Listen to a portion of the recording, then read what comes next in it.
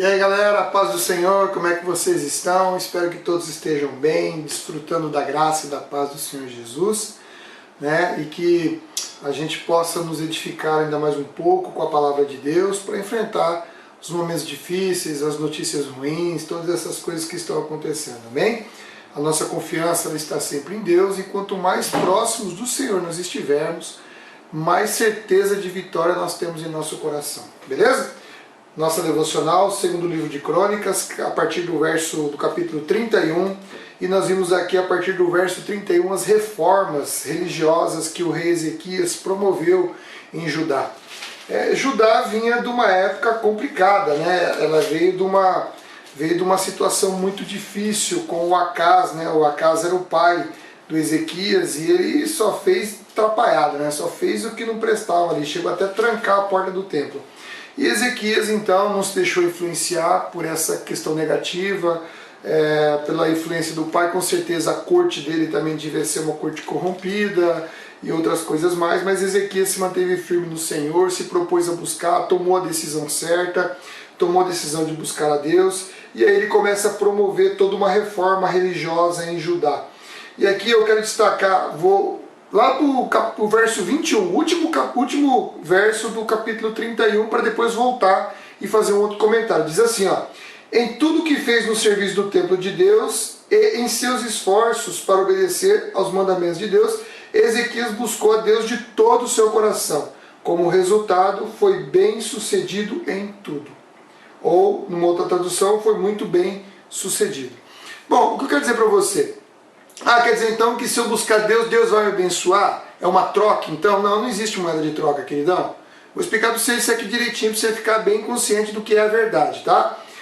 Quando você busca a Deus, quando você, através da leitura devocional, você procura compreender quais são os princípios que Deus quer que você viva, quais são o código moral, como você deve pensar em relação ao mundo, em relação a Ele, Deus, em relação a você mesmo, tá? E depois você ora, né, com essa luz na tua cabeça, com a luz da palavra de Deus no seu coração. O que acontece? Você começa a alinhar a sua vida com o plano que Deus traçou para você. E o plano de Deus para a sua vida não é um plano de fracasso, é um plano de vitória, porque Cristo venceu. Cristo venceu o mundo, venceu as tribulações, venceu o pecado, venceu a morte, venceu Satanás. E Ele disse que se nós permanecermos nele e na sua palavra, Ele permanecerá em nós. E quando você tem Cristo na sua vida, você tem a vitória de Deus sobre você. Então, o que o rei Ezequias fez? Ele teve uma sacada inteligentíssima. O que ele fez? Ele obedeceu a Deus. Ele buscou a Deus através dos salmos, provérbios, através da disposição que ele tinha ali, através da lei de Deus, procurando sempre o sacerdote, procurando sempre os entendidos da época para poder aprender cada vez mais Deus, tanto que ele fez todas essas purificações segundo a lei de Moisés. Então quando você coloca o seu coração na direção de Deus, Deus coloca a sua vida no prumo da vitória que Ele traçou para você. Eu quero que você entenda isso. Então não é uma troca. Você primeiro se rende, se entrega. Fala assim: Deus, eu quero viver a vida que o Senhor escreveu para mim. E a vida que Deus escreveu é uma vida vitoriosa, não porque você mereça, ou não porque você, eu fui um cara legal e busquei o Senhor, nada disso. A vida vitoriosa é a vida de amor. É por misericórdia e graça que Ele nos dá isso. Você está me entendendo?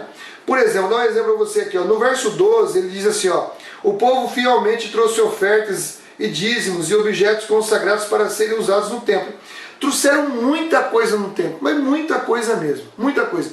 Tiveram até que fazer locais no templo ali para poder colocar o excesso de coisa que receberam. E ali armazenou muita coisa em Jerusalém. Aí você fala assim: poxa, o povo foi generoso? Sim. Quando você inclina o coração do povo para a direção de Deus, a generosidade de Deus alcança o povo. E alcançando o povo se torna generoso também.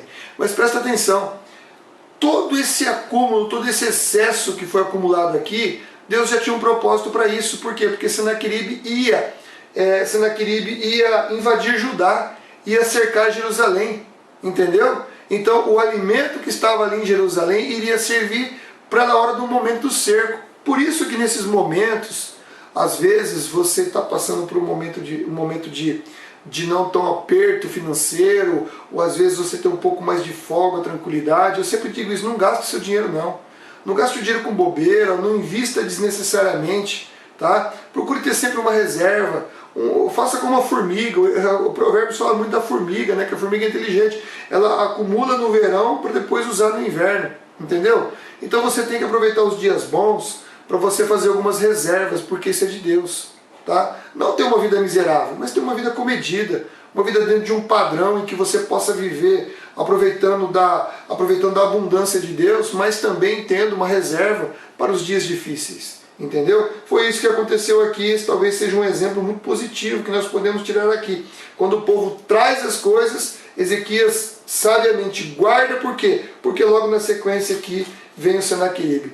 Interessante que no capítulo 32 ele começa assim, ó. Depois de Ezequias ter sido tão fiel em todas essas situações, Senaqueribe, o rei da Síria, invadiu Judá. Então você perceba que não é porque nós estamos no centro da vontade de Deus que Deus vai colocar uma redoma protetora e vai nos livrar de toda aflição. Isso não vai acontecer. Porque no mundo tereis aflição, mas tem de bom ânimo. Por quê? Porque Cristo venceu o mundo. E a história que escreve ela é Deus. Então é absolutamente comum e normal. O momento que nós estamos vivendo dessa pandemia, desse vírus que está aí, entendeu? Pessoas que infelizmente estão morrendo, sabe? Mas é uma contingência do mundo pecaminoso que nós vivemos, da consequência do pecado original e das coisas que afligem a humanidade. É uma consequência natural. Então nós teremos aflições. Como Ezequias aqui, ele teve a invasão de Senaqueribe e nós vimos isso. Interessante que Ezequias, ele não ficou somente nas palavras, né? Ezequias teve ações concretas. Lá no verso 7, ele diz para o povo assim, ó, sejam fortes e corajosos, não tenham medo, não desanimem por causa do rei da Síria e de seu exército poderoso, pois o poder muito maior está conosco, está do nosso lado. Ele tem um grande exército, mas são apenas homens. Nós, porém, temos o Senhor, o nosso Deus, para nos ajudar a lutar as nossas batalhas. Mas ele não ficou só na palavra, falando palavra bonita. Ele agiu. Ele foi lá, ele se dedicou a reparar os trechos do muro onde estava quebrado, ele construiu torres, ele também providenciou uma situação ali com relação às águas, nas fontes de água, para não deixar à disposição dos assírios. Então ele teve atitude concreta. O que eu quero passar para você aqui é que nós não podemos, meu casamento está ruim, eu vou só orar. Não, querido, não. Você tem que analisar o que você está errando. Querida, você tem que analisar o que você está errando. E a partir de você ocorrer as mudanças. Não esperar que o outro mude. A mesma coisa em relação aos filhos. Nós não podemos, no meu filho está terrível, então eu vou orar a Deus para ver o que vai dar. Não, querido, você tem que corrigir teu filho. Você tem que colocar de castigo, você tem que usar a vara se for necessário. Você tem que colocar situações de castigo nele. Deixa ele um ano sem jogar game. Corta o celular. Entendeu? Quer quebrar a criança? Corta o celular. Não adianta a criança fazer alguma coisa errada e você presentear o erro dela. Isso é um erro, isso é um engano. Entendeu? Então você tem que cortar as coisas. Então não é simplesmente você confiar em Deus. Porque o povo, lembre-se bem, lá em Êxodo, quando o povo chegou dentro do Mar Vermelho, clamaram a Deus. Deus disse o quê? Por que vocês estão me clamando? Marche, vá adiante. Entendeu? É necessário sim confiar em Deus, mas também é necessário você agir segundo a palavra de Deus. Beleza? E aqui eu já preguei sobre isso, já falei aqui sobre os oficiais do Senaqueribe, principalmente lá no verso 18, quando eles falavam as coisas para que o povo ficasse amedrontado. É a mesma coisa de hoje. Nós estamos vendo aí a mídia anunciando a morte, anunciando isso, anunciando aquilo para colocar medo. Presta atenção, o medo tira a vontade de vencer, viu? O medo de morrer tira a vontade de viver. O medo de perder tira a vontade de ganhar. Não pode. Repreenda o medo em nome de Jesus. Saiu uma matéria esses dias atrás, até um amigo estava comentando comigo, saiu uma matéria lá da Globo Lixo, lá, daquela lista, daquela televisão, falando que o Brasil atingiu o mesmo, se não me engano, o mesmo número de mortos num dia da Bélgica, alguma coisa nesse sentido. Esse amigo meu foi lá e fez um cálculo, falou bem, Paulo, olha o absurdo, a dimensão do Brasil, da população do Brasil, a dimensão territorial do Brasil, eles comparando com a Bélgica, como se o índice fosse o mesmo. O índice do Brasil é muito, infinitamente inferior e menor do que o da Bélgica, muito menor. mas eles querem mostrar uma notícia como se o mundo estivesse acabando. Então tome cuidado com as notícias que você recebe, tome cuidado com o que as pessoas te falam, porque o que vai haver muito nessa época, preste atenção no que eu vou dizer, é conformismo com o mundo. E o verdadeiro cristão, ele não se conforma com o mundo. Tá? Ele recebe a informação, ele filtra a informação e a confiança dele está em Deus. Ele não vai parar de viver, ele não vai parar de fazer o que tem que fazer, ele não vai ser indiferente à necessidade das pessoas, ele não vai ser indiferente ao que está acontecendo com as pessoas por causa do vírus. Amém? Nós vamos tomar todos os cuidados que são necessários, mas nós jamais deixaremos de ser igreja, jamais deixaremos de anunciar o Evangelho e fazer aquilo que Deus quer que nós façamos. Eu chamo sua atenção no verso 31, no finalzinho, nesse capítulo 32, quando diz que Deus se afastou de Ezequias para testá-lo e ver o que havia de fato em seu coração. Muito cuidado. Aqui ele está se referindo àquela questão ali dos babilônicos, quando foram visitar, e Ezequias acabou ficando orgulhoso e mostrou todo o aparato que ele tinha ali, todo o palácio, todos os tesouros, tudo que estava lá no templo, né, o tesouro do templo, talvez pensando já em fazer um acordo com os babilônicos para tentar evitar um assédio dos assírios, alguma coisa nesse sentido. E ali o profeta foi lá e repreendeu o rei Ezequias, porque ele não confiou no Senhor. Então, antes de você se misturar, antes de você fazer coisas que não se deve, antes de você fazer alianças com pessoas que não têm nada a ver com Deus, queridão, pense em Jesus.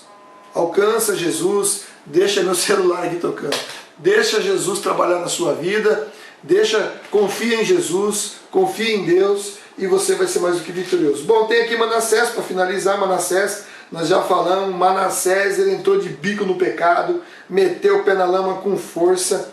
E aqui tem um detalhe importante, precisou que ele colocasse uma argola no nariz para que ele se arrependesse. Você vai ver lá no verso 11 do capítulo 33. Precisou colocar uma argola no nariz dele para que ele pudesse se arrepender e ver as atrapalhadas que ele tinha feito.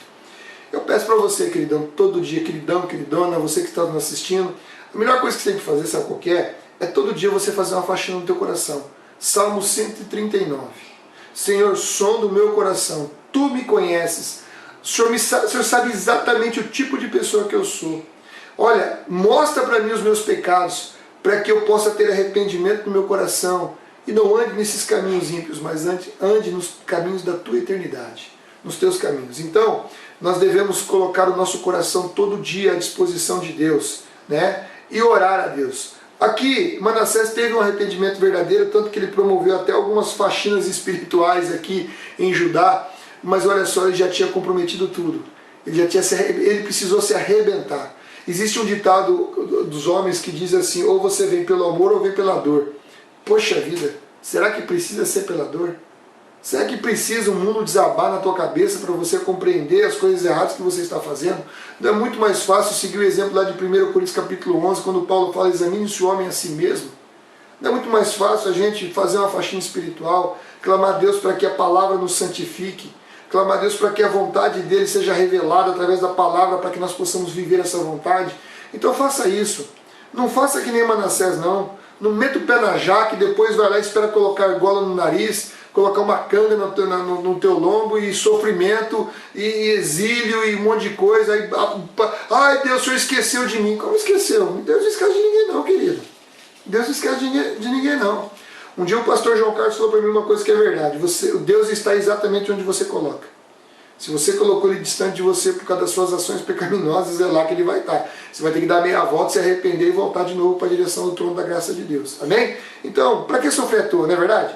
Não sofrer à toa, já tem tanta porcaria acontecendo, já tem tanta coisa difícil acontecendo. Agora somos obrigados a usar essa máscara que, pelo amor de Deus, falta sufocar a gente, né? Tanta coisa acontecendo, tanta notícia ruim, infelizmente tanta gente morrendo, que a gente não pode nem sequer dar um abraço às pessoas que falecem, não pode fazer um culto fúnebre, não podemos expressar o nosso amor, a nossa gratidão a Deus pela vida daquele que está partindo. Nós não podemos fazer nada disso. Que sofrimento!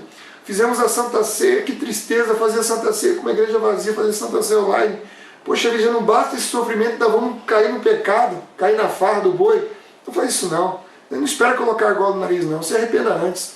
né? Coloca a sua vontade, coloca seu coração diante de Deus e você vai ver que vai ser muito melhor. Bom, e termina o verso capítulo 33 aqui com o reinado de Amon. Chega de notícia ruim, em nome de Jesus.